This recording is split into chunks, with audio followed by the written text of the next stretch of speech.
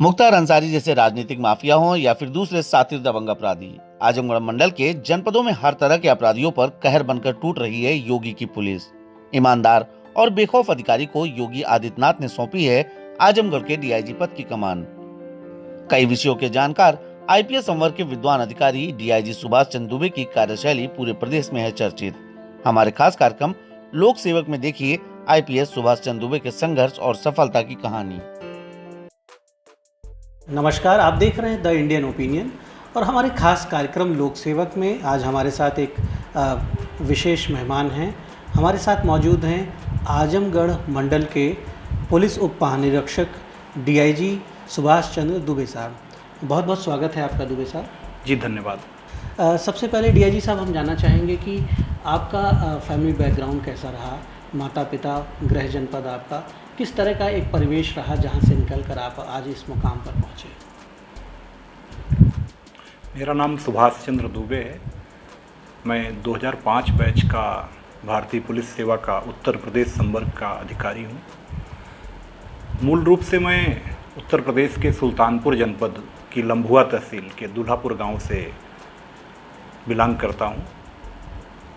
Primary पाठशाला, जो आज का सरकारी स्कूल कहा जाता है, उसमें कक्षा 1 से 5 तक मैंने पढ़ाई की है। उसके बाद वित्तविहीन स्कूल में कक्षा 6 से कक्षा 10 तक की पढ़ाई की है और उसके बाद वित्तपोषित स्कूल में कक्षा 11-12 की पढ़ाई गांव में रहते हुए ही गांव के दायरे में आने वाले कॉलेज से की है। इंटरमीडिएट तक आप गांव में ही रहे? हाँ, कक्षा 12 तक की शिक्षा दीक्षा मेरी गांव में ही, घर के परिवेश में ही, आसपास के 3-4 किलोमीटर के क्षेत्र में स्थित स्कूल कॉलेज से हुई। इसके पश्चात 1994 में इंटर पास करने के बाद उच्च शिक्षा हेतु मैं इलाहाबाद विश्वविद्यालय गया, जहां पर ग्रेजुएशन में बीए में मैंने इलाहाबाद विश्वविद्यालय में फिलॉसफी, संस्कृत और प्राचीन इतिहास विषयों से दाखिला लिया। 1997 में ग्रेजुएशन मेरा पूरा हुआ। सेशन उस समय लेट चलता था, इसलिए हम लोगों को रिजल्ट 1998 में मिला। इसके पश्चात 1999 में प्रतियोगी परीक्षाओं की जब एज के लिए जो न्यूनतम उम्र सीमा 21 थी, उस तक मैं पहुंचा, तब से मैंने फिर एग्ज़ाम देना शुरू किया। उत्तर प्रदेश लोक सेवा आयोग की परीक्षाओं को भी दिया। उसमें भी साक्षात्कार तक शुरुआत के 2-3 अटेम्प्ट में गया, लेकिन सिलेक्शन नहीं हुआ। उसके पश्चात सिविल सर्विस की परीक्षा 2002, 2003 और 2004 में मिलाकर कुल 3 अटेम्प्ट हमने दिया। तीनों बार मैं साक्षात्कार तक गया और तीसरे प्रयास में 74वीं रैंक के साथ और हिंदी माध्यम से तीसरी रैंक के साथ मेरा सिविल सेवा परीक्षा 2004 में, जिसका रिजल्ट 11 मई 2005 को आया, फाइनली मेरा चयन हुआ। हिंदी माध्यम से सफलता, ग्रामीण परिवेश से में रहकर एक मनोबल आपने विकसित किया, इच्छा शक्ति विकसित की, अपना लक्ष्य निर्धारित किया और उसको हासिल भी किया। हम ये भी जानना चाहेंगे कि माता पिता आपके किस परिवेश से रहे, पिताजी क्या करते रहे और किस तरह से आपने जो अपने जीवन को एक सही दिशा देने में सफलता हासिल की, उसमें माता पिता ने किस तरह से आपको मार्गदर्शन दिया, किस तरह की भूमिका उनकी रही? जी, जैसा कि मैंने पहले बताया, मैं पूरी तरह से ग्रामीण पृष्ठभूमि से रहा हूँ। मेरा मन अभी भी गांव में ही ज़्यादा रमता है। अलग बात है कि सर्विस की बाध्यताओं के चलते हम लोग गांव में नहीं जा पाते। हाँ, लेकिन जब भी मौका लगता है, कोशिश हमेशा ये होती है कि कभी समय मिले तो ज़रूर उन लोगों के बीच में जाऊं। मेरे माता पिता ग्रामीण पृष्ठभूमि से हैं। पिताजी किसान हैं, माताजी गृहिणी हैं। माताजी पढ़ी लिखी नहीं है, एक धार्मिक प्रवृत्ति की गृहिणी है, जबकि पिताजी कक्षा 8 तक ही पढ़े हैं। ग्रामीण पृष्ठभूमि और किसान पृष्ठभूमि होने से काफ़ी ज़मीनी जो कठिनाइयाँ होती हैं, उनको बचपन से ही हम लोगों ने देखा है, अनुभूत किया है। खेतीबाड़ी घर में जो लोग करते थे, उनके साथ रह कर के हम लोगों ने अपने खेतों में काम भी किया है, बहुत उसको एंजॉय भी किया है। मतलब कभी उसमें ये भाव नहीं रहता था कि हम कहीं ऐसा कोई काम कर रहे हैं जो सही नहीं है। मुझे लगता था कि वह जीवन भी अपने आप में बहुत सुखमय ही जीवन था। जैसे आज जितना हम आनंद महसूस करते हैं इस चुनौती में, उतना ही वहाँ भी आनंदित महसूस करते थे। ये बहुत महत्वपूर्ण बात है जो आपने कही है और नौजवानों के लिए, ख़ास तौर से जो ग्रामीण परिवेश के नौजवान हमारे हैं, जो कई बार अपने परिवेश को एक विषमता मान लेते हैं। वो मान लेते हैं कि हम गांव में रह रहे हैं, हम शहर में नहीं रह रहे हैं, हमारे घर में बहुत संसाधन नहीं है, हमारे पिताजी के पास बहुत धन नहीं है, तो हम सिविल सर्विसेज को क्रैक कैसे कर पाएंगे, हम बड़े लक्ष्य कैसे हासिल कर पाएंगे। तो ये सारी जो बाधाएं हैं, ये बाधाएं एक भ्रम है। और आपका जो जीवन रहा वो आपने जिस तरह से आगे बढ़े, आप लम्हा सुल्तानपुर का एक बाज़ार है, एक चर्चित कस्बा भी है, और वहाँ के एक गाँव से, और आप खेतों में भी समय देते थे, माता पिता का हाथ बटाते थे घरेलू कार्यों में, खेतों में भी 12th तक, इंटर तक आप गांव में पढ़े। कंपटीशन के बारे में कैसे एक निर्णय हुआ कि सिविल सर्विसेज में जाना है, और फिर प्रयागराज इलाहाबाद की ओर जो आपने अपनी दिशा को आगे बढ़ाया? जी, सही बात तो ये है कि हम लोग जब तक कक्षा 12 तक गांव में पढ़ रहे थे, हम लोगों को सिविल सर्विस एग्ज़ाम क्या होता है इसके बारे में कोई जानकारी नहीं थी। इसे मैं एक निर्णायक बिंदु कहूँगा कि कुछ बच्चे जिनके घर के कुछ लोग पहले से इलाहाबाद में रह रहे थे और वह बच्चे हमारे साथ कक्षा 12 में थे, उनमें से कुछ ने चर्चा की कि इलाहाबाद विश्वविद्यालय में ग्रेजुएशन किया जा सकता है। क्योंकि उस समय तक अपने कक्षा में मैं एक कह सकते हैं कि अच्छे विद्यार्थी के रूप में स्कूल में पहचान थी, तो मन में कहीं न कहीं हमारी भी ये आकांक्षा रहती थी कि जैसे हम यहाँ पर अभी अपने कॉलेज में पहले स्थान पर रहे, बहुत दिनों से टॉप पे लगातार कक्षा 1 से अच्छे स्टूडेंट के रूप में टीचर से प्रशंसा सुनते आए हैं, तो एक आकांक्षा थी कि कुछ ऐसा ज़रूर करें जिससे लोग जानें कि हम अपनी योग्यता अनुसार अपनी पढ़ाई में अपना समय, अपना ज्ञान जो भी उसमें लगा रहे हैं वो कहीं न कहीं से सकारात्मक हो। मैं ये कहूँगा कि कहीं से भी ये पता नहीं था उस समय कि सिविल सर्विस क्या होती है। दिमाग में इतना ही था कि इलाहाबाद विश्वविद्यालय अगर जा रहे हैं, वहाँ से ग्रेजुएशन करेंगे, तो अभी जो हम किसी डिग्री कॉलेज में अगर गांव के पढ़ते हैं तो वहाँ पे हमारे पास 200-300 छात्र होंगे, उनकी जगह 2-3-4 हज़ार छात्रों में कंपटीशन होगा। शायद हमको अपनी प्रतिभा निखारने का या अपनी सही योग्यता को मापने का एक पैमाना ज़्यादा बड़ा मिलेगा, इतनी ही भावना थी। इलाहाबाद विश्वविद्यालय में एडमिशन लेने के पश्चात जब हमने वहाँ का माहौल देखा, चाय की दुकान पर, गलियों में, कहीं भी लोग अगर बैठे होते थे, वो सारी चर्चा एग्ज़ाम को लेकर के, कंपटीशन को लेकर के, बहुत सारे सीनियर बच्चे, वो सब जब भी उनके बीच में चर्चा परिचर्चा होती थी तो हम लोग भी तैयारी करेंगे, आगे सिविल सर्विस की तैयारी करेंगे, ऐसा कहने में भी उनसे संकोच करते थे, क्योंकि ग्रेजुएशन कर रहे थे, फर्स्ट ईयर था। लेकिन मन में कहीं ना कहीं से मैं कहूँगा कि एक अंकुरण ऐसा हो रहा था कि हम भी ऐसा अच्छा कर सकते हैं। उस दौरान हम लोग सिविल सर्विस के एग्ज़ाम और PCS exam, specially Uttar Pradesh PCS का जो प्रीलिम्स का एग्ज़ाम होता है, उसका जब वो पेपर हो जाता था तो यूनिवर्सिटी चौराहा पर वो साल पेपर्स मिलते थे, उनको कभी चले गए, किताब लेने अगर गए हैं, देख लिया, एक कह सकते हैं जिज्ञासा बस लेकर के चला आया फिलॉसफी का, इतिहास का, कि कैसे क्वेश्चन आते हैं। तो वो देखा कि जो बीए प्रीवियस में जो भी क्वेश्चन हम लोग पढ़ते आए थे सिलेबस में, उनसे संबंधित प्रश्नों को बड़े आसानी से हम हल कर रहे थे। तो मन में एक अलग सा उत्साह या विश्वास जम रहा था कि शायद कभी हम भी ऐसा प्रयास करें तो हमें सफलता मिल सकती है। लेकिन ये एक मैं कहूँगा कि ये अंकुरण मात्र था, क्योंकि ये किसी से कह नहीं सकते थे, क्योंकि हम लोगों की जो पृष्ठभूमि थी, ग्रामीण पृष्ठभूमि तो थी ही, मोस्ट जूनियर भी थे, और वहाँ पर जो भी बच्चे रहते थे सब सीनियर बच्चे थे। तो उनसे कहने के क्रम में कहीं ना कहीं से तिरस्कार या व्यंग का सामना करने का जो एक जोखिम था, वो जोखिम हम लोगों ने कभी नहीं उठाया। ग्रेजुएशन पूरा हुआ। ग्रेजुएशन पूरा होने के बाद 1 साल मुझे बैठना पड़ा, क्योंकि मेरी 99 में एज हो रही थी पीसीएस की।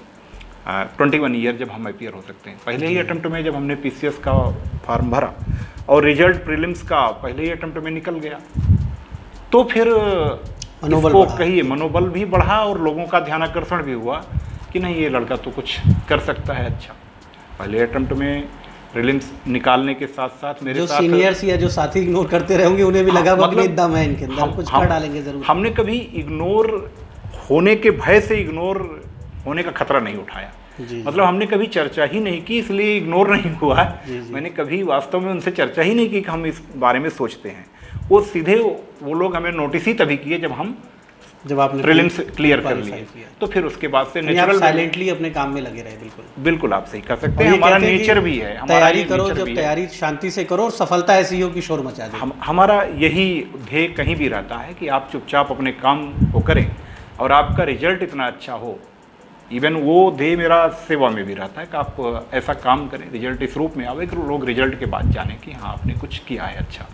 एक इसके साथ और दिक्कत थी, क्योंकि इलाहाबाद विश्वविद्यालय को मैं, जो आज प्रयाग विश्वविद्यालय के रूप में है, प्रयागराज विश्वविद्यालय, मैं कहूँगा कि प्रयाग स्टेशन जो, कभी आप चूँकि इलाहाबाद से बिलोंग करते हैं स्टूडेंट लाइफ के रूप, तो हम लोग जब प्रयाग स्टेशन पे उतरते थे और जब अपनी गेहूं की, दाल की और चावल की जो पोटली होती थी, गठरी, बोरी उसको कई बार कुली को देने के पैसे नहीं होते थे तो खुद ही बोरी उठाते थे। ये कहने में कोई संकोच नहीं है कि कुली को देने के पैसे तो थे नहीं, और एक बहुत अलग दृष्टि का कहिए कि ये मतलब वहाँ पर इस मामले में साम्यवाद रहा है कि हर कोई अपना बोरी खुद ही अपने सर पर रख करके, अपने कंधे पर रख के जाता था, और ये कहने में कोई झिझक नहीं है। जो सुल्तानपुर से जो इलाहाबाद स्टेशन पे उतारती थी, और 2 AJ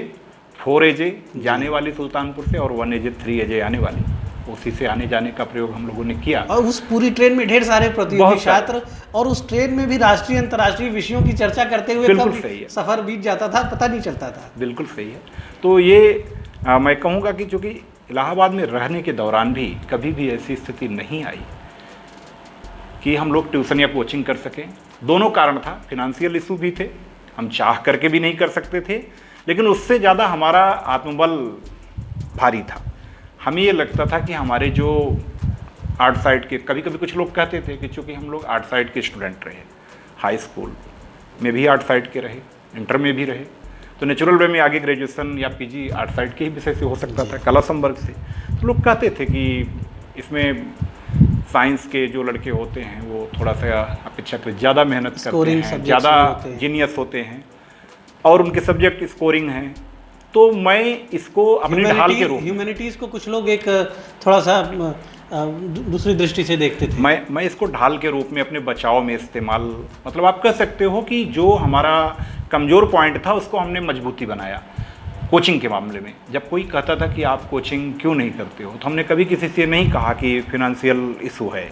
हम एक ही चीज़ कहते थे कि इतिहास या दर्शन शास्त्र में हमें क्या कोचिंग की ज़रूरत है, ये हमारा सिविल सर्विस का सब्जेक्ट है या जनरल स्टडी के जो सब्जेक्ट हैं ये फैक्चुअल हैं, फैक्ट्स है। अगर फैक्ट ये है कि 1857 में 10 मई 57 को क्रांति की शुरुआत हुई, तो ये फैक्ट तो इतिहास का कोई टीचर हमें चेंज करके नहीं बता सकता कि 11 मई को क्यों नहीं हुई, 9 मई को क्यों नहीं हुई।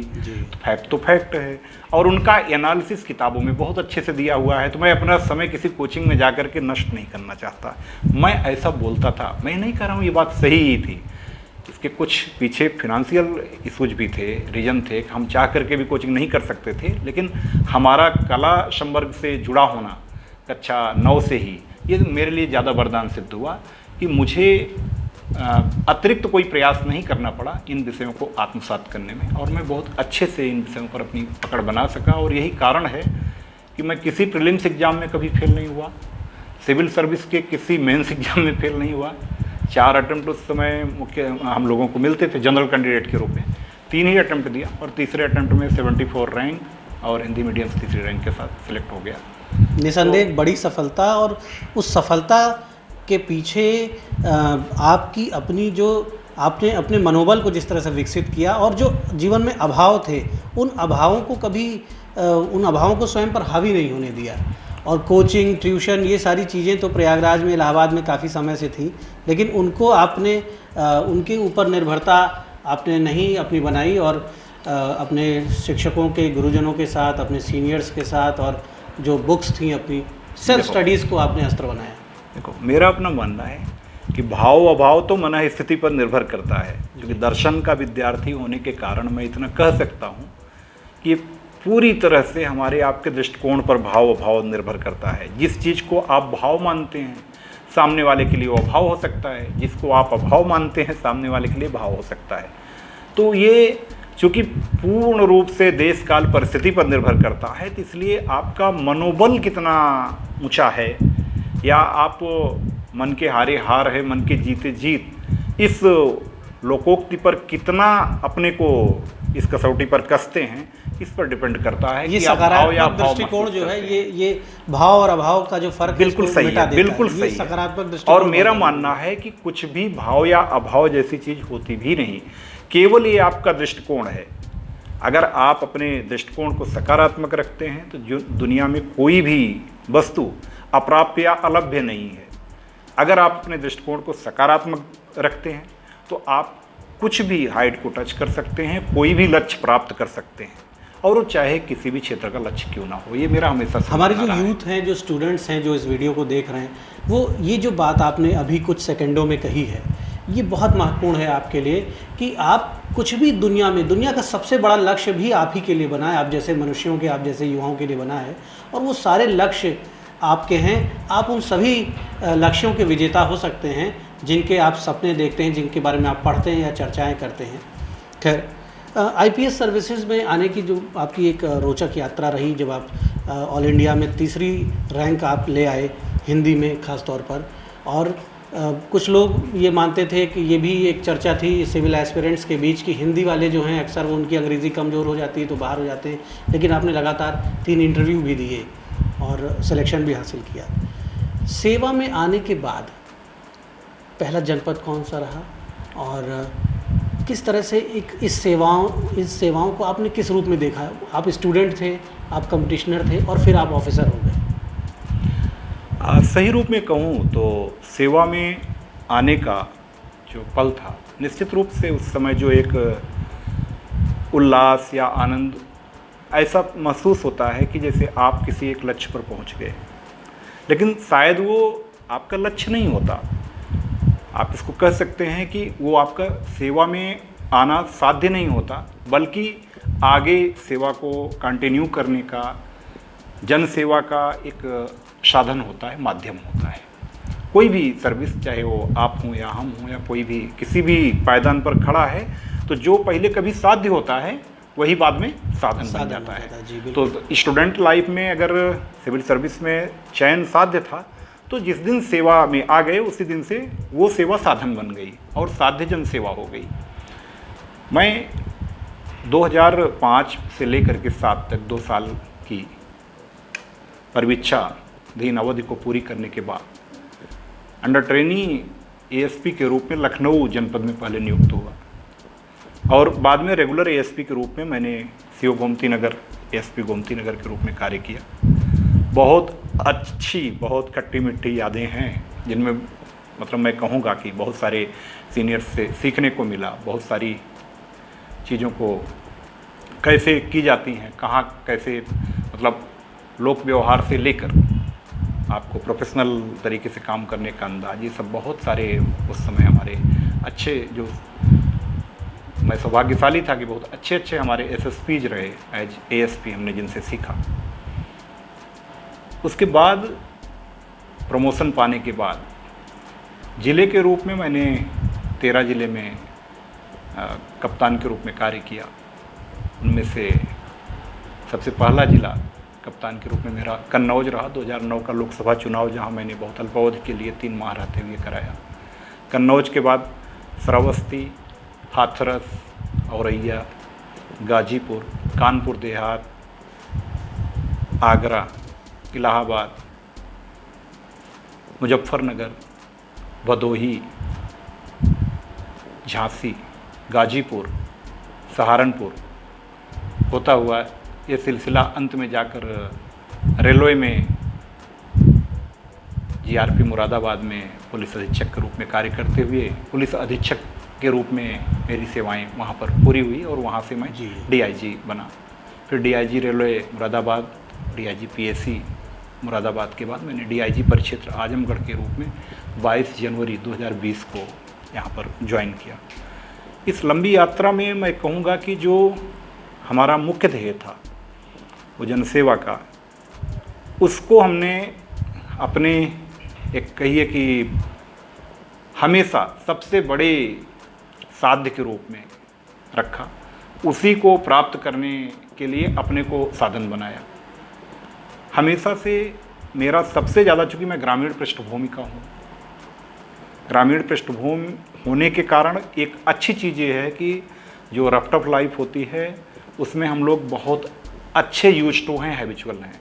दूसरे जन समस्याओं को समझने के लिए हमें किसी अतिरिक्त प्रयास या रिसर्च की आवश्यकता नहीं होती, क्योंकि हम खुद रिसर्च के पार्ट ही रहे हैं उसके। हम खुद ही अपने ऊपर ही उन चीज़ों को अनुभव किए हुए हैं। तो हमारा प्रयास एक ही होता है, जहाँ भी किसी भी जगह जब भी शासन के द्वारा डायरेक्ट रूप से फील्ड में काम करने का मौका मिला तो एक ही हमेशा प्रयास किया कि सामने इस टेबल के उधर जो भी हमारे सामने कोई भी आते हैं, मैं उनमें अपने को देखता हूँ। अगर कोई सामने हमारे कोई बुजुर्ग व्यक्ति आए, कोई बुजुर्ग महिला आई, या कोई बच्ची आई, या कोई माँ बहन की उम्र की आई, तो मैं यही हमेशा देखता हूँ कि जैसे हमारे अपने माँ बाप, भाई बहन, चाचा चाची या हमारे अपने रिलेटिव हैं, वो लेकर के आए हैं। और हमारा व्यवहार ये आम आदमी भी जानता है, मैं जहाँ जिन ज़िलों में रहा हूँ वो लोग भी जानते हैं। हमेशा यही रहा है कि हमने हमेशा उनको उसी संबोधन के साथ बात करते हुए उनकी चीज़ों को जाना है और उसको सॉर्ट आउट किया है। हमेशा हमारे दिमाग में रहा है कि जो सामने हमारी चेयर पर बैठे हैं, अगर हमारे अपने पिता, चाचा चाची या हमारे रिलेटिव या बहन माँ कभी किसी समस्या को लेकर के कहीं ऐसे जाएं, तो उनके साथ जो व्यवहार मैं अपेक्षा करता हूँ वही व्यवहार हम उनसे करते हैं।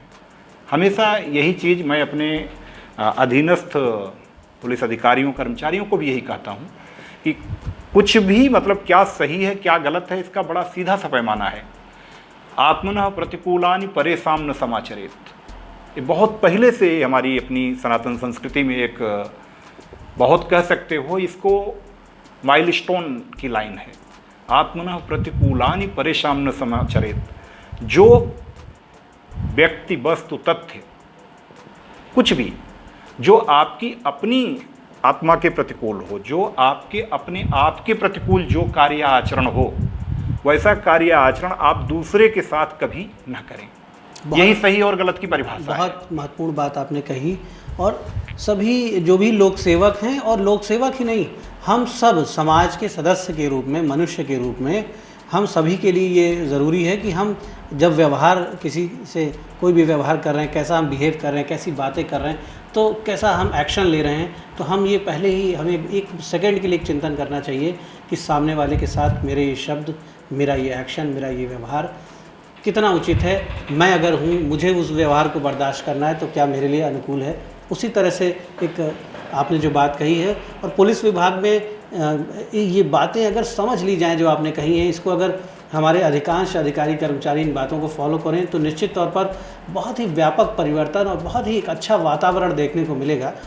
खैर, ये आपने अपने जीवन में जो मूल्य निर्धारित किए और उनको आपने यथासंभव आप उस पर कोशिश भी कर रहे हैं चलने की। डीआईजी का जो लेवल है हमारी पुलिस सर्विसेज में, एक मंडल स्तर पर आपको काम करना होता है, और एसपी के लेवल पर चुनौतियां थोड़ा सा अलग होती हैं। अलग अलग जो पायदान है पुलिसिंग के, वहाँ पर डीआईजी के लेवल पर जब आप 4-5 जनपदों की निगरानी करते हैं, एसपीज को डायरेक्ट करते हैं, क्राइम कंट्रोल यहाँ भी है वहाँ भी है, लेकिन एक अलग एक दृश्य रहता है सामने आपकी, और एक अलग दृष्टि भी रहती है। जी, बिल्कुल सही बात है। पुलिस अधीक्षक के रूप में आपका जो कार्य होता है और डीआईजी के रूप में जो कार्य होता है उसमें निश्चित रूप से अंतर है, क्योंकि डीआईजी का जो मुख्य रूप से कार्य है वो अपने अधीनस्थ जो जिला पुलिस अधीक्षक हैं उनके कार्यों का सुपरविज़न, और वो कार्य अच्छे तरीके से फील्ड में करें उसके लिए उनको मार्गदर्शन करना, और जो इसके अलावा आपके निर्धारित विहित प्रक्रिया में आपसे एक्सपेक्टेड ड्यूटीज़ हैं उनको पूरा करना होता है। मैं कहूँगा आजमगढ़ परिक्षेत्र के तीनों ज़िलों आजमगढ़, मऊ और बलिया में पिछले 1.5 साल से हमने अपनी तरफ से मनसा वाचा कर्मणा अपने पदीन दायित्वों के निर्वहन का पूरा प्रयास किया है। इसमें कितना सफल हूँ यह अपनी तरफ से कहना उचित नहीं होगा। इतना कह सकता हूँ कि पिछले 1.5 सालों में यहाँ पर माफियाओं के और असामाजिक तत्वों के खिलाफ शासन की मंशानुरूप एक ऐसा अभियान चलाया गया जिसके तहत अवैध संपत्तियों के जब्तीकरण, सरकारी संपत्तियों को हड़प कर सरकारी भूमियों पर बने हुए अवैध निर्माण के ध्वस्तीकरण की एक श्रृंखला चली, जिसमें नामचीन माफियाओं के खिलाफ ऐतिहासिक कार्रवाइयाँ हुई, जिसके तहत लगभग 100 करोड़ से ज़्यादा ध्वस्तीकरण व जब्तीकरण की माफियाओं की प्रॉपर्टी की कार्रवाई हुई। इसके अलावा माफियाओं के बहुत सारे ऐसे इलीगल कार्य थे जिनको लगातार सुपरवाइज करते हुए, लगातार उनका फॉलोअप करते हुए हम लोगों ने उनको रोका, जिससे माफियाओं की करोड़ों की जो उनकी अवैध सोर्सेज से आय होती थी वो समाप्त हुई। साथ ही अपने पुलिस कर्मियों के मनोबल को बढ़ाने के लिए लगातार उनके साथ एक अभिभावक के रूप में कार्य करना, उनको शासन की मंशानुरूप, माननीय मुख्यमंत्री जी की मंशानुरूप, डीजीपी महोदय के निर्देशानुसार जो भी आदेश निर्देश समय समय पर मिलते हैं उनसे अवगत कराना, उनके वेलफेयर पर ध्यान देना और जिलों का आकस्मिक दौरा कर वहाँ की कानून व्यवस्था के साथ साथ विभागीय कार्रवाइयों का भी जायजा लेना, वो सब लगातार प्रक्रिया के रूप में जारी है। मैं कह सकता हूँ कि जब से मैं आजमगढ़ परिक्षेत्र ज्वाइन किया, एक संयोग ये है कि एक प्रकार से मेरे ज्वाइन करने के समय CA/NRC के समय ज्वाइन किया था और उसके तत्काल पश्चात कोविड की चुनौती शुरू हो गई जी। और कोविड फर्स्ट फेज़ और सेकंड फेज़ दोनों में काफ़ी समय हम लोगों का बीता, जिसमें आप कह सकते हो कि पुलिसिंग का थोड़ा सा कार्य करने का तरीका भी बदला। जो हम लोग प्रोफेशनल अदर चीज़ों पे कार्य कर रहे थे, उस प्रोफेशनलिज्म को बनाए रखते हुए ह्यूमैनिटेरियन अप्रोच जो कि सेवा में होना ही चाहिए, उसके साथ भी खुले रूप से हर पुलिसकर्मी को कार्य करने का मौका मिला।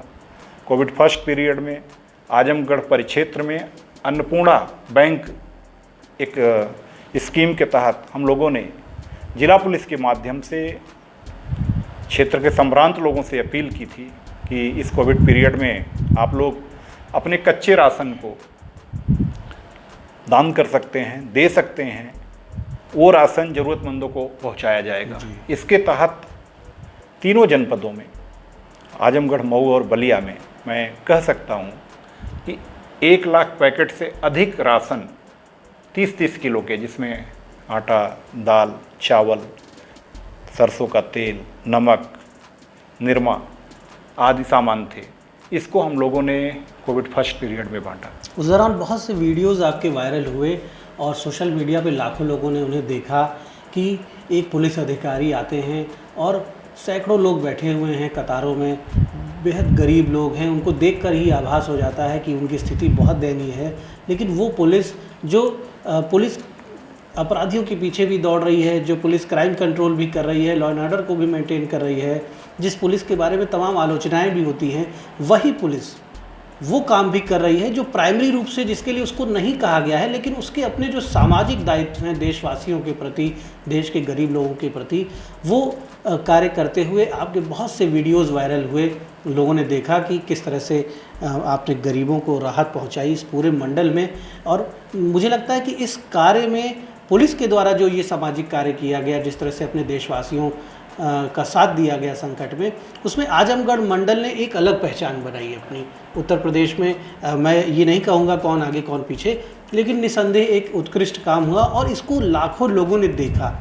उसके बाद दूसरी लहर जो थी, इसमें एक अलग प्रकार की चुनौतियाँ थी। एक ज़बरदस्त मेडिकल क्राइसिस के रूप में दूसरी लहर आई DIG साहब, और बहुत से अपने साथियों को हम लोगों ने खोया, बहुत से अपने बीच के लोग भी चले गए।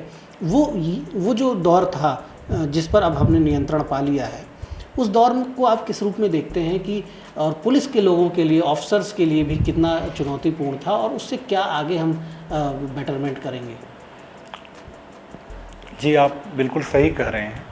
कोविड फर्स्ट पीरियड में चूँकि वो दौर एक अनजान सा दौर इस रूप में आया कि शुरू में कोविड की चुनौती, इसके खतरे को लेकर के लोग आगाह नहीं थे, बहुत पहले से उनको जानकारी नहीं थी। इसलिए हम सभी लोगों का प्रयास, पहले लोगों को जागरूक करना, ज़रूरतमंदों को जब लॉकडाउन 22 मार्च 2020 को लगा तो लोगों को लॉकडाउन का पालन कराने के साथ साथ कोई भूखा ना सोए, किसी ज़रूरतमंद को अगर वो उसके नाम उस समय कार्ड नहीं है तो इस कारण से उसको भूखा ना सोना पड़े, उसके लिए बहुत सारी चीज़ें प्रयास किए जो आपको हमने पहले भी बताया जी। उस दौरान हमने एक और प्रयोग किया था, लगातार प्रतिदिन 10 किलोमीटर पैदल पेट्रोलिंग करते थे। उस 10 किलोमीटर पैदल पेट्रोलिंग के पीछे भी थोड़ा सा व्यक्तिगत स्वार्थ भी छिपा था। व्यक्तिगत स्वार्थ ये था कि एक अपनी फिटनेस भी लगातार 10 किलोमीटर की पैदल पेट्रोलिंग, 10 किलोमीटर जब आप सुबह मॉर्निंग वॉक करने के लिए निकलते हैं तो 2 किलोमीटर में ही 99% लोगों की सांसें फूलने लगती हैं। एवरेज आप कह सकते हो। मतलब हम लोग इस 10 किलोमीटर की दूरी को 1.25 से 2 घंटे में कवर करते थे पेट्रोलिंग को। और इस दौरान जहाँ जहाँ पेट्रोलिंग करते थे वहाँ पर जो हमारे ड्यूटी पर पिकेट्स पर हमारे सिपाही लॉकडाउन का अनुपालन कराने के लिए लगे होते थे, फोर्स के लोग, उनके पास पहले खड़े होके उनका हालचाल लेते थे, उनके घर परिवार का हालचाल पूछते थे कि आपके घर परिवार में कहीं किसी को मेडिकल की कोई समस्या हो, चूँकि लॉकडाउन है, पड़ोस के ज़िलों के या दूर के ज़िलों के वो सब सिपाही कार्य कर रहे हैं। इसी का परिणाम रहा कि उस फर्स्ट जो कोविड का दौर रहा उसमें हम लोग न्यूनतम लॉस में रहे और किसी भी प्रकार से कहीं कोई दिक्कतें नहीं हुई। कोविड सेकंड की चुनौती थोड़ा सा ज़्यादा, मैं कहूँगा कि ज़्यादा बड़ी थी, इस सेंस में ज़्यादा बड़ी थी कि इस बार फर्टिलिटी रेट ज़्यादा थी। ऑल ऑफ सडन जिस प्रकार से सिचुएशंस हुई, और ये चैलेंजिंग पुलिस के लिए इसलिए भी ज़्यादा था कि इस बार प्रकार से कंप्लीट लॉकडाउन जैसी स्थिति नहीं रही, बहुत सारी चीज़ें खुली हुई थी। तो इस समय पुलिस का चैलेंज ये था कि जो लोग लॉकडाउन के दौरान मुक्त हैं लॉकडाउन से, जो आवश्यक सेवाओं की आपूर्ति के साथ साथ निर्माण कार्य से जुड़े लोग या कहीं पर और भी संस्थाएं जो चल रही हैं शासन के द्वारा निर्देशानुसार, तो उनके साथ कोई किसी प्रकार का अभद्र व्यवहार कोई न करे और साथ ही साथ लॉकडाउन बाकी पर पालन भी कराया जाए। उसी दौर में मैं खुद भी कोविड पॉजिटिव 26 दिन रहा। ये अलग बात है कि मैंने हॉस्पिटल नहीं जाना उचित समझा, हॉस्पिटल के बजाय होम क्वारंटाइन रह करके सीएमओ के निर्देशानुसार, डॉक्टरों के लगातार गाइडेंस में होम क्वारंटाइन में रह करके उस दौर को पूरा किया। उसी दौरान सोशल मीडिया को एक इंस्ट्रूमेंट के रूप में हमने प्रयोग किया, क्योंकि जिस तरह से बताया कि आप स्वयं जब आप बीमार थे, घर में आपका ट्रीटमेंट हो रहा था, उस दौर में भी आप लोगों को मैक्सिमम क्या हेल्प हो सकती है, किस तरह से, उसके लिए आप प्रयत्नशील थे। डीआईजी साहब, पुलिस में एक विषय हमेशा विवादों में रहता है, पुलिस की जो विवेचना होती है। ये प्रश्न कई आईपीएस अफसर से मैं कर चुका हूँ, और विवेचना में बड़े अधिकार होते हैं विवेचक के पास, और वहाँ पर अपनी व्यक्तिगत वो अपनी क्षमताओं को भी अप्लाई करते हैं और अपनी दृष्टि को भी अप्लाई करते हैं। एक ही प्रकार के केसेस में लोगों के लिए फाइनल रिपोर्ट लग जाती है, लोग दोषमुक्त हो जाते हैं। उसी प्रकार के केसेस में अलग दृष्टिकोण होता है विवेचक का, लोगों के खिलाफ चार्जशीट होती है, लोग मुकदमे लड़ते हैं, कई बार सजाएं भी हो जाती हैं। तो विवेचनाओं में ईमानदारी हो, किसी निर्दोष को सज़ा ना हो, किसी निर्दोष का उत्पीड़न ना हो, कोर्ट कचहरी के चक्कर लगाते हुए उसका घर परिवार बर्बाद ना हो, और अपराधी वहीं पर वो उन्हें दंड ज़रूर मिले। इसके लिए आप व्यक्तिगत रूप से क्या एक दृष्टि रखते हैं? क्या आपने अपनी रणनीति क्या है आपकी? विभाग की तो जो रणनीति है उसको आप फॉलो करते ही हैं, लेकिन आप पर्सनली किस तरह से इस पर निगरानी रखते हैं?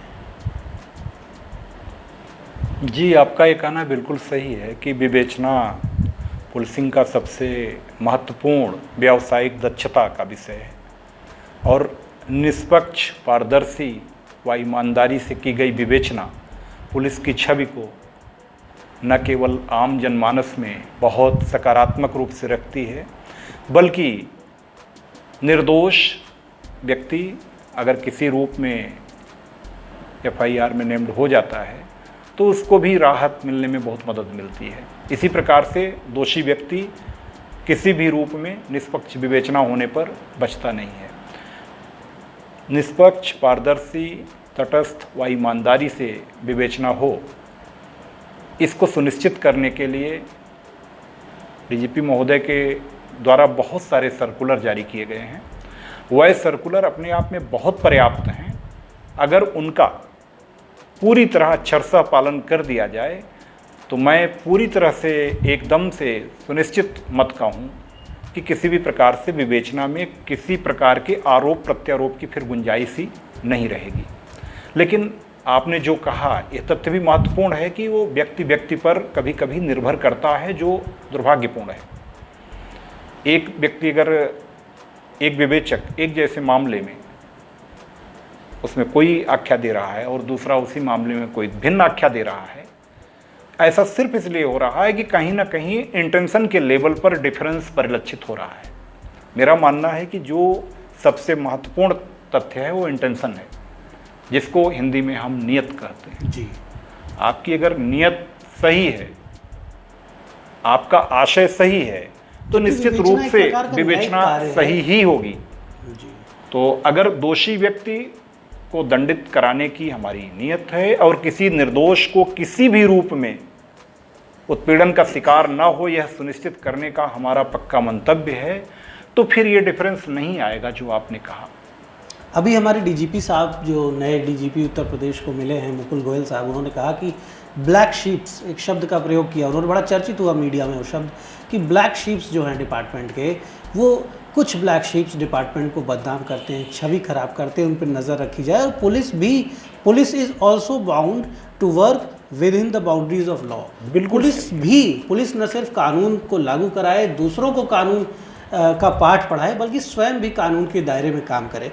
एक पुलिस के बारे में एक नकारात्मक छवि बनी हुई है कि ऐसा कहा जाता है कि साहब थानेदार जो है वो थाना पाने के लिए एड़ी चोटी के जोर लगाते हैं, महत्वपूर्ण थानों को पाने के लिए, चर्चित थानों को पाने के लिए। कई बार कहते हैं कि साहब, कुछ कहीं ऐसा भी सुनने में आता है कि साहब थानों के रेट लगते हैं, थानों में वसूली होती है। और उसकी अभी एक रिटायर्ड आईपीएस थे जिनको गवर्नमेंट ने रिटायर किया, उन्होंने एक लिस्ट वायरल की कि साहब देखिए ये किसी ज़िले का थाना है, वहाँ पर ये ऐसे ऐसे ऐसे वसूली होती है। ये सारे जो आक्षेप हैं आज के आधुनिक दौर में, जब हम ह्यूमन राइट्स की बात कर रहे हैं, जब हम पुलिस की सुविधाओं को बढ़ा रहे हैं, पुलिस को हम संसाधन भी ज़्यादा दे रहे हैं, और अब धीरे धीरे वेतन और सारी व्यवस्थाएं भी सभी विभागों की बेहतर हुई हैं पिछले कुछ वर्षों में, तो आज हमारे पुलिस विभाग में, जो कि एक बेसिक विभाग है, पुलिस अच्छा काम करेगा तभी और विभागों के काम करने के लिए उपयुक्त वातावरण बन पाएगा। आप ऑल इंडिया सर्विसेज के अफसर हैं और एक महत्वपूर्ण स्थान ऑल इंडिया सर्विसेज में आईपीएस सेवाएं जो हैं वो पुलिस का नेतृत्व करती हैं। ये सारे जो आक्षेप हैं, थानों की कार्यप्रणाली, थानों में भ्रष्टाचार, ये सारे विषय जो हैं ये कितना दुखी करते हैं, और इनको निवारण इनका कैसे होगा? देखिए, मैंने पहले भी कहा, शासन की मंशा बहुत स्पष्ट है। माननीय मुख्यमंत्री जी की, डीजीपी महोदय की मंशा बहुत स्पष्ट है कि हर प्रकार से पीड़ित को न्याय और अपराधी के साथ कठोरतम विधिक दायरे में रहते हुए कार्रवाई सुनिश्चित करना, ये पुलिस का उद्देश्य है।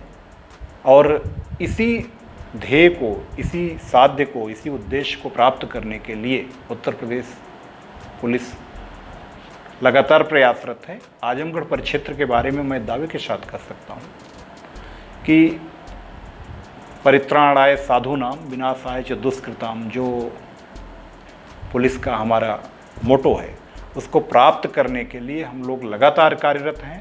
थानों पर भ्रष्टाचार न हो, किसी प्रकार से किसी रूप में विवेचना के दौरान किसी का नाम जोड़ने या निकालने को लेकर के किसी भी प्रकार की ब्लैकमेलिंग किसी के साथ ना हो, ये सुनिश्चित करने के लिए लगातार ऑर्डरली रूम उच्चाधिकारियों द्वारा किया जाता है। मॉनिटरिंग उनकी सीओज के द्वारा, एडिशनल एसपी के द्वारा, कप्तान के द्वारा, विवेचकों की जाती है, और स्वयं मेरे द्वारा भी बीच बीच में सरप्राइज ऑर्डरली रूम किया जाता है। इसके साथ ही सोशल साइट्स के माध्यम और विशेष करके समाचार पत्रों के माध्यम से, इलेक्ट्रॉनिक मीडिया के माध्यम से लगातार ये अपील भी हम लोग करते हैं कि अगर कोई किसी से किसी रूप में भी पुलिस वाला रिश्वत मांगता है तो आप उसकी शिकायत करें। हो सके अगर आप बहुत उस चीज़ को स्मार्टली कर रहे हैं तो वो भी कर लें कि कोई आप साक्ष्य संकलित कर ले रहे हैं ऑडियो वीडियो या किसी रूप में। नहीं भी संकलन कर रहे हैं, आपसे मांग रहा है किसी रूप में, आप ज़रूर हमसे शिकायत करें। शिकायत करेंगे, निश्चित रूप से उसमें जांच कर उसके दोषी पाए जाने पर कठोरतम विधिक कार्रवाई होगी। इसमें कोई हिचक नहीं है। हम लोगों का हमेशा ध्येय रहा है कि बहुत पारदर्शी सिस्टम हो, बहुत जनोन्मुखी सिस्टम हो और कोई भी पीड़ित व्यक्ति बिना किसी प्रकार से भय महसूस किए हुए थाने पर जाए। इसके अलावा मैं स्पष्ट करना चाहूँगा, क्राइम के क्षेत्र में आजमगढ़ परिक्षेत्र का मैं पिछले 1.5 साल का आपको आंकड़ा देना चाहूँगा। ये आपको जानकर सुखद आश्चर्य होगा कि पिछले 1.5 वर्ष में जो क्राइम के महत्वपूर्ण हेड होते हैं वह आपकी हत्या, डकैती, लूट, चोरी या इस प्रकार से जो महिलाओं से संबंधित अपराध, इन सब में 40% से लेकर 60% तक गिरावट आई है। राज्य के तीनों जिलों की मैं बात कर रहा हूँ। ये अपने आप में एक बहुत महत्वपूर्ण वो है कि हत्या से लेकर लूट डकैती तक के अपराधों में 40% से 60% तक की गिरावट, यानी कि कहीं कहीं आधा हो गया है और कहीं कहीं आधे से भी ज़्यादा कम है। ये निसंदेह एक बड़ी उपलब्धि है। और जैसा कि हमारे दर्शक भी जानते हैं, आजमगढ़ की एक बीच में नकारात्मक छवि बना दी गई। हालांकि आजमगढ़ विद्वानों का जिला रहा, लेकिन बीच में आजमगढ़ को आतंकवाद से आजमगढ़ जुड़ा और तमाम मॉड्यूल्स यहाँ पर आईएसआई के मॉड्यूल्स भी एक्टिव थे, सेंट्रल एजेंसीज भी आजमगढ़ में छापेमारी करती थी। और जब एक आतंकवाद देश में चरम पर था तो आजमगढ़ बड़ी चर्चाओं में था। हालांकि पिछले कुछ वर्षों में काफ़ी नियंत्रण हुआ है इस पर। और मऊ जो है आपका ज़िला, वो भी ऑर्गेनाइज्ड माफिया के लिए चर्चा में रहा। कई पॉलिटिकल माफियाज भी इस एरिया में रहे। मुख्तार अंसारी का नाम लिया जाता है और लोगों का नाम लिया जाता है। उनके गैंग का जो एरिया ऑफ ऑपरेशन था वो यही पूरा क्षेत्र था। तो यहाँ पर भी पुलिस ने ठोस कार्रवाई की है। और एक लंबी चर्चा हमने आपसे की सभी विषयों पर डीआईजी साहब से। अंतिम प्रश्न के साथ हम इस विषय को समाप्ति की ओर ले जाएंगे। ऑर्गेनाइज्ड जो क्राइम है, पॉलिटिकल माफियाज जो हैं, जो कई बार पर्दे के पीछे रह के हत्याएं कराते हैं, रंगदारी वसूलवाते हैं, ठेकेदारी में और तमाम हर तरह की गतिविधियों में, इकोनॉमिक एक्टिविटीज़ में उनका होल्ड रहता है, मैनिपुलेट करते हैं वो। और साथ ही साथ आजमगढ़ को एक ज़माने में आतंकगढ़ भी कहा गया। सराय मीर कस्बा जो है उसको लेकर तमाम तरह की कंट्रोवर्सीज सामने आई। किस तरह से डिटॉक्सिफाई कर रहे हैं, एक शब्द मैं यहाँ पर इस्तेमाल कर रहा हूँ क्योंकि एक टॉक्सिक जो है धार्मिक, या आप कह रहे हैं कि लोगों को गुमराह करना, लोगों के सेंटिमेंट्स को मिसयूज़ करना, उन्हें टेररिज्म की ओर ले जाना, कट्टरपंथ की ओर ले जाना, अपराध की ओर ले जाना। नेता तमाम ऐसे पॉलिटिशियंस हैं जो नौजवानों को मिसयूज़ करते हैं, उनको अपराधी बना रहे हैं, शूटर बना रहे हैं। ये सारी चर्चाएं आजमगढ़ और आसपास के ज़िलों में रही हैं। तो आजमगढ़ मंडल को इस दृष्टि से आप किस तरह से डिटॉक्सिफाई कर रहे हैं? जी, आपका प्रश्न सही है। मैं इसमें इतना कहना चाहूँगा, फिर से मैं वही पुलिस के, अपने यूपी पुलिस के लोगों की ओर इशारा करना चाहूँगा जो हमेशा से हमारा ध्येय रहा है। हम लोगों ने उसी पर काम किया आजमगढ़ में भी कि परित्राणाय साधूनाम विनाशाय च दुष्कृताम। एक और हमने जो आपराधिक तत्व थे, ऑर्गेनाइज्ड क्राइम करने वाले थे, उनके ऊपर आप कह सकते हो कि पूरी तरह से अप्रत्याशित धावा बोला, उनकी कमर तोड़ी। जो माफिया तत्व थे आजमगढ़ और मऊ में, जो यहाँ पिछले 2-3 दशकों से अपराध के पर्याय बने हुए थे, उनके आर्थिक स्रोतों पर हमला किया, उनके जितने नेटवर्क थे उनको ध्वस्त किया, उनके सहयोगियों को जेल की सलाखों के भीतर पहुँचाया, बहुत सारे पर गैंगस्टर एक्ट की, और गैंगस्टर एक्ट के बाद गैंगस्टर एक्ट की धारा 14(1) के अंतर्गत उनकी अवैध साधनों से अर्जित संपत्ति की सीजिंग की कार्रवाई की।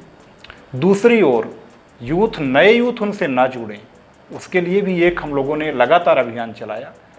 जो कॉलेज हैं, स्कूल हैं, उनमें पुलिस का, और विशेष करके कोविड पीरियड ने, मैंने आपसे बताया कि मौका भी दिया हम लोगों को एक संयोग से, कि पहले जनसामान्य तक अपने को पहुंचाना कोविड पीरियड के दौर में, और जो बीच का दौर आया तो स्कूल कॉलेज खुले, तो उसमें महिला सशक्तिकरण के तहत जो एक अभियान विशेषकर चला, नारी शक्ति से संबंधित शारदीय नवरात्रि से वासंतिक नवरात्रि तक, उस दौरान स्कूल कॉलेजों को हम लोगों ने कवर किया।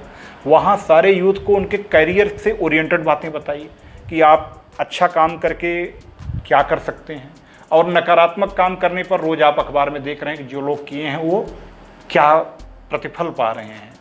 बहुत सारे यूथ इससे मैं कहूँगा कि पॉजिटिवली मोटिवेट निश्चित रूप से होंगे। बहुत सारे यूथ हम लोगों के अपने स्कूल कॉलेज में उनकी जिज्ञासाएं, उनके सवाल से भी ऐसा लगता था कि वो सिस्टम से प्रभावित हैं, वो फ्यूचर में बहुत अच्छा करना चाह रहे हैं।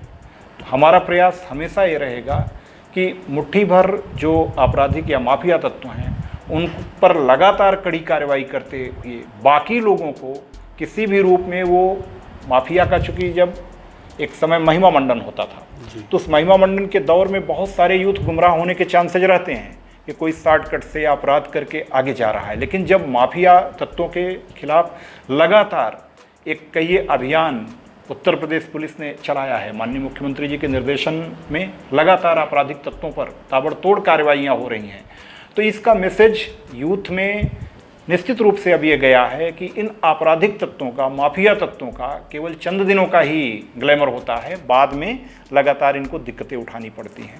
यह संदेश हम लोगों ने आम जनमानस तक और यूथ तक पहुंचाने का अपने तरफ से पूरा प्रयास किया है।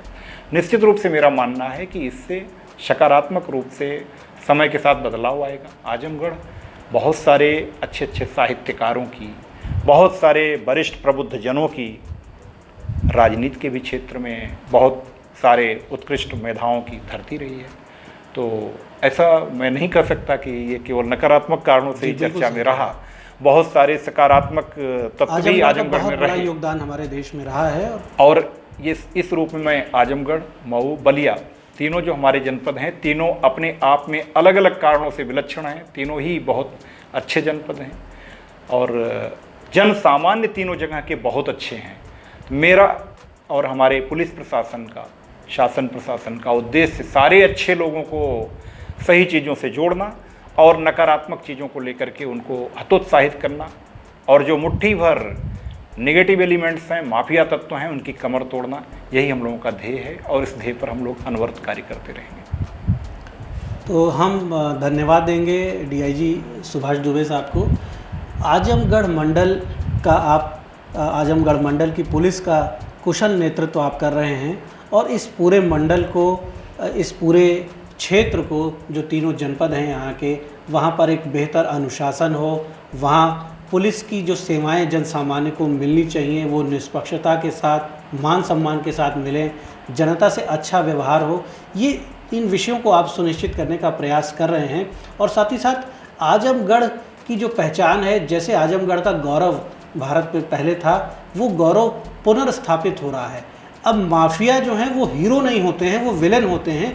ये संदेश भी आजमगढ़ मंडल की पुलिस ने दिया है कि माफिया समाज के हीरो नहीं हो सकते हैं, वो विलेन ही हैं। उनका असली चेहरा भी सामने आया है, उनकी कारगुजारियों पर कार्रवाई हुई है। नौजवानों को भी एक संदेश मिला है कि वो ऐसे पदचिन्हों पर न चलें जो पदचिन्ह उन्हें कालकोठरी की ओर ले जाएं, जो पदचिन्ह उनके और उनके परिवार के जीवन को संकट में डाले। तो पुलिस का जो धर्म है वो पुलिस बेहतर तरीके से और बेहतर तरीके से निभाए, ऐसी हमारी शुभकामनाएं हैं। और आईपीएस सुभाष चंद्र दुबे साहब के लिए हमारी शुभकामनाएं हैं कि पुलिस विभाग का बेहतर नेतृत्व करते रहें, जहां भी जो भी दायित्व इनको मिले उसमें एक सर्वोत्तम लोक सेवक के रूप में जनता की सेवा करते रहें और हमारे संविधान ने जो परिभाषा दी है लोक सेवक की, उसे हर जगह चरितार्थ करते रहें। धन्यवाद। धन्यवाद।